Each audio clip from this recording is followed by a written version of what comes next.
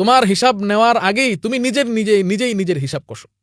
ওই দিন আসার আগে, যেদিন তোমার হিসাব নেওয়া হবে, তার আগে নিজের হিসাব করো যে একটা বছর আমার জন্য, একটা বছর আমি কি করলাম, আমি কি জান্নাতের দিকে অগ্রসর হলাম না জাহান্নামের দিকে অগ্রসর হলাম। এটা চিন্তা করার বিষয়। আরেকটা জিনিস চিন্তা করার বিষয়, আমি 31st নাইট, এটার জন্য আমি এত আনন্দ উল্লাস করছি, কবরের ফার্স্ট নাইট আমি কিভাবে কাটাবো, কবরের প্রথম রাত আমার কেমন কাটবে, আমি কি সেই পুঁজি নিয়ে যেতে পেরেছি, আমি কি ঈমান আর নেক আমল সহ কবরে নামতে পারবো।